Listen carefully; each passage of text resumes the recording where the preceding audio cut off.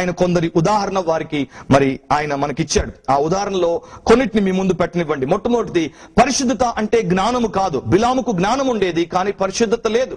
పరిశుద్ధత అంటే నైపుణ్యత కాదు. ఇస్కరియోతు యూదాకు నైపుణ్యత ఉండేది కానీ ఆయనకు పరిశుద్ధత లేదు. పరిశుద్ధత అంటే గొప్ప కార్యాలు చేయడం కాదు. హేరోదు గొప్ప కార్యాలు చేశాడు కానీ పరిశుద్ధంగా జీవించలేదు. పరిశుద్ధత అంటే భక్తులతో సహవాసం చేయడం కాదు. అది గెహజీ కావచ్చు, దేమా కావచ్చు, మరి యోవాబు కావచ్చు. భక్తులతో తిరిగారు కానీ వారు పరిశుద్ధులు కారేరు. పరిశుద్ధత అంటే పైకి మర్యాదస్తునిగా నీతి నిజాయితీతో జీవించుట అనేది కాదు. ఆ యవనస్తుడైనటువంటి అధికారి యేసుక్రీస్తు ప్రభు దగ్గరికి వచ్చాడు కానీ పరిశుద్ధత పొందకుండానే వెనక్కి వెళ్లిపోవాల్సి వచ్చింది. ఇంకా అనేకులు మనం చూస్తే భక్తి విషయాల్లో కొన్నింటిలో ఆసక్తిని కనపరిచినటువంటి యేహూ మనకు కనిపిస్తాడు. యేహూ పరిశుద్ధపరచబడిన వ్యక్తిగా మనకు కనిపించిన పరిశుద్ధత కలిగి జీవించలేదు. వీరు జీవితంలో అనేక విషయాల్ని సాధించినట్టు కనిపిస్తారు కానీ నిజానికి వారెప్పుడూ పరిశుద్ధులుగా జీవించలేదనేది మనం చూస్తాం. దేవుడు పరిశుద్ధతకు ప్రమాణమై ఉన్నాడు. దేవుడు ఇశ్రాయేలు ప్రజలకు తను తాను పరిచయం చేసుకున్నప్పుడు నేను పరిశుద్ధుడును అని చెప్పాడు. నేను పరిశుద్ధులను కనుక మీరును పరిశుద్ధులయ్యుండుడి అని ఎంతో స్పష్టంగా ప్రభు చెప్పాడు. ప్రియులారా, దేవుడు పరిశుద్ధుడు, ఆయన కుమారుడైన క్రీస్తు పరిశుద్ధుడు, దేవుని ఆత్మ పరిశుద్ధుడు, దేవుని యొక్క లేఖనాలు పరిశుద్ధమైనవి, దేవుని దూతలు పరిశుద్ధులు, దేవుని యొక్క పరలోకం పరిశుద్ధమైంది, సంఘము పరిశుద్ధమైంది. మనం కూడా పరిశుద్ధులముగా పిలువబడుతున్నాం. మనం పిలుపులో పరిశుద్ధులముగా పిలిపించుకోవచ్చు కానీ ప్రవర్తనలో పరిశుద్ధులంగా ఉన్నామా? ఒకసారి ఆలోచించండి. దేవుని యొక్క కేంద్ర గుణ లక్షణం ఏంటో తెలుసా? సెంట్రల్ అట్రిబ్యూట్ ఆఫ్ గాడ్ ఏంటంటే హోలీనెస్. అందుకనే యెషయా గ్రంథం 6వ అధ్యాయంలో, ప్రకటన గ్రంథం 4వ అధ్యాయంలో, రెండు చోట్ల పాత కొత్త నిబంధనల్లో మనం గమనించేది ఏంటంటే దూతలు దేవుణ్ణి స్తుతించి ఆరాధించి పొగిడినప్పుడు పరిశుద్ధుడు పరిశుద్ధుడు పరిశుద్ధుడు అని పొగుడుతూ ఉన్నారు. అంతేకాని మరొక పదాన్ని అక్కడ వినియోగించినట్లు మనం చూడం. అక్కడ ప్రేమ స్వరూపి అని వారు అనలేదు. అక్కడ సర్వశక్తుడు స్వరశక్తుడు అని అనలేదు. కృపగలవాడు అని అనలేదు. దీర్ఘశాంతుడు అనలేదు. పరిశుద్ధుడు అన్నారు. ఎందుకంటే పరిశుద్ధత అంటే పరిపూర్ణత, పరిశుద్ధత అంటే సంపూర్ణత, పరిశుద్ధత అంటే పరిపక్వత. సో దేవుని యొక్క పరిపూర్ణతలో నుండి ప్రేమ, కృప, శక్తి, అంతేకాకుండా దయ, దీర్ఘశాంతము అన్ని ప్రవహిస్తాయి. సో ప్రభువు పరిశుద్ధుడు కనుక మనమును పరిశుద్ధులమై ఉండాలి. మీ చూపులు పరిశుద్ధంగా ఉన్నాయా? మీ మాటలు పరిశుద్ధంగా ఉన్నాయా? మీ ఆలోచనలు పరిశుద్ధంగా ఉన్నాయా? మీ తలంపులు పరిశుద్ధంగా ఉన్నాయా? మీ క్రియలు పరిశుద్ధంగా ఉన్నాయా? ఆలోచించండి. అమెరికా దేశంలో ఒకప్పుడు క్రాఫ్ట్ ఫుడ్స్ అనేటువంటి ఒక పెద్ద కంపెనీకి యజమానిగా ఉన్నటువంటి మిస్టర్ క్రాఫ్ట్ మంచి క్రైస్తవుడు. ఒకసారి ఎందుకో ఆయన ఒకరి కోరిక మేరకు ఒక దేశంలో ఒక జైలు వెళ్లాల్సి వచ్చింది. ఆ జైలుకు ఆమె కుమారుడిని కలవడానికి వెళ్ళినప్పుడు, ఆయన లోపలికి వెళ్ళినప్పుడు ఒక పోలీసు వాడు ఆయనను చెక్ చేయడానికి నిలబెట్టాడు. నిటారుగా నిలబడండి అని అన్నప్పుడు ఆయన నిటారుగా నిలబడితే వాడు పైనుండి కింది వరకు ఆయన్ని బాగా చెక్ చేశాడు. చెక్ చేసిన తర్వాత ఇంగ్లీష్ లో ఆయనతో చెప్పాడు, mister Craft, you are clean, now you can go and visit the prisoner. Craft గారు, మీరు క్లీన్ గా ఉన్నారు కనుక మీరు లోపలికి వెళ్ళొచ్చు అని చెప్పాడు. అప్పుడు క్రాఫ్ట్ అడిగాడు, నన్ను క్లీన్ అంటావేంటి, నేను క్లీన్ గానే వచ్చాను కదా అన్నప్పుడు, లేదు, మీరు ఖైదీని కలవడానికి ఎలా ఉండాలో అలా ఉన్నారు కనుక మీరు ఇప్పుడు వెళ్ళొచ్చు అని చెప్పాడు.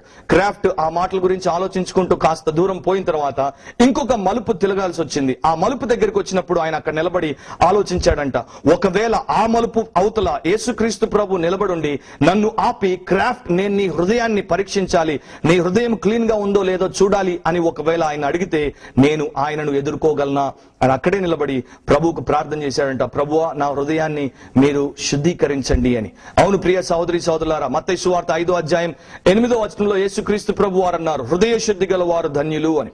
మన హృదయంలో శుద్ధి ఉండుట చాలా ప్రాముఖ్యం. హృదయంలో శుద్ధి లేకపోతే పైన ఎంత శుద్ధిని కలిగి ఉన్నా కూడా అది దేవుని దృష్టిలో అశుద్ధిగానే ఉండిపోతుంది. ఇంటిని శుద్ధి చేసేవారు, పంటిని శుద్ధి చేసేవారు, వంటిని శుద్ధి చేసేవారు ఉన్నారు. అయితే హృదయాన్ని శుద్ధి చేసుకోకుండా వారి యొక్క జీవితంలో వ్యర్థతను కలిగి జీవించుట చాలా ఘోరమైనటువంటిది. మనము పాలలో నీళ్లు కలిపితే ఊరుకోం, బియ్యంలో రాళ్లు కలిపితే ఊరుకోం, అంతేకాదు కారంలో చెక్కపొడి కలిపితే ఊరుకోం, బంగారంలో రాగి కలిపితే ఊరుకోం. అలాంటి మనము మన యొక్క ఆరాధనలో అపవిత్రతను, పాపమును, కల్మషాన్ని, నీచత్వాన్ని కలిపి దేవుడికి ఆయనకు ఇచ్చినప్పుడు ఆయన దాన్ని అంగీకరించాలా, ఆయన ఊరుకోవాలా? ఆయన కూడా ఊరుకోడు అని అనేక చోట్ల బైబిల్లో చెప్పడాన్ని మనం చూస్తాం. మనము దేవుణ్ణి పరిశుద్ధతతో ఆరాధించాలి, పరిశుద్ధతతో ఆయనను వెంబడించాలి, పరిశుద్ధతతో ఆయనను మనము పూజించాలి, ఆయన కొరకు మనం పరిచర్య చేయాలి. చాలా మంది మేము దేవుని బిడ్డలము అనేటువంటి ఒక ధీమాతో బ్రతుకుతుంటారు. ఒక రకమైనటువంటి మాయలో వారు ఉంటున్నారేమో అని నాకు అనిపిస్తూ ఉంటుంది. దేవుని బిడ్డలుగా మనం ఉన్నాము అనేది రుజువు చేసుకోవాలంటే ఒకటి ఉంది. అదేంటో తెలుసా? పోలిక. ఒక కుటుంబానికి చెందినటువంటి వారంగా మనం ఉన్నప్పుడు పోలిక అనేది చాలా ప్రాముఖ్యంగా మనం చూస్తాం. సో మనం దేవుని బిడ్డలము అంటే మనలో ఆ పోలిక ఉండాలి. యోహాను సువార్త 8వ అధ్యాయంలో యూదులతో యేసుక్రీస్తు ప్రభు మాట్లాడుతున్నప్పుడు వారేమని చెప్పారు తెలుసా? మేము అబ్రహాము కుమారులము, అబ్రహాము మా తండ్రి అని చాలా గొప్పగా చెప్పుకున్నారు. అప్పుడు ప్రభు వారిని సూటిగా ఒక మాట చెప్పారు, మీరు అబ్రహాము పిల్లలైతే అబ్రహాము చేయు క్రియలను మీరు చేస్తారు. ఈ రాత్రి నేను కూడా మీతో చెప్పే విషయం ఏంటంటే, మీరు కావచ్చు, నేను కావచ్చు, మనల్ని మనం దేవుని బిడ్డలము అని మనం చెప్పుకుంటూ ఉంటే మనం దేవుని పిల్లలమైతే దేవుడు చేసే క్రియలనే మనం చేస్తాం. మనం యేసు బిడ్డలమైతే యేసును పోలే మనం జీవిస్తాం. యేసులాగా మనము ఆయన లాంటి క్యారెక్టర్ ని మనం కలిగి ఉంటాం. ఆయన లాంటి కాండక్ట్ మనలో ఉంటుంది. ఆయన లాంటి కన్వర్సేషన్ ని మనం చేస్తాం. అంటే యేసు లాంటి శీలము, యేసు లాంటి ప్రవర్తన, యేసు లాంటి సంభాషణ మన జీవితంలో అనునిత్యం మనం కలిగి జీవిస్తాం. అది ఎప్పుడు మనం మర్చిపోకూడదు. పైన పటారం లోన లొటారం అని అంటుంటారు చూడండి. అంటే పైకి ఒక రకంగా కనిపిస్తూ లోపల ఇంకో రకంగా జీవించే జీవితాన్ని దేవుడు ఎప్పుడు ఇష్టపడడు. దాన్ని దేవుడు తీసి పారవేస్తాడు. లోపల పండు కుళ్ళిపోయినప్పుడు దాన్ని తీసుకుని వచ్చి పైన కడిగితే లాభం ఉందా? లేదు. మనిషి స్నానం చేయకుండా సెంటు కొట్టుకొని తిరుగుతుంటే లాభం ఉందా? లేదు. కనుక మనం కూడా మతపు ముసుగులో ఉండిపోకుండా నిజమైనటువంటి పరిశుద్ధత, వ్యక్తిగత అనుభవంలో కలిగి జీవించే వారంగా మనం ఉండాలి. వైట్ ఎర్మైన్ అనేటువంటి ఒక చిన్న జంతువు ఉంటుంది. కుందేలు జాతికి చెందినటువంటి జంతువు.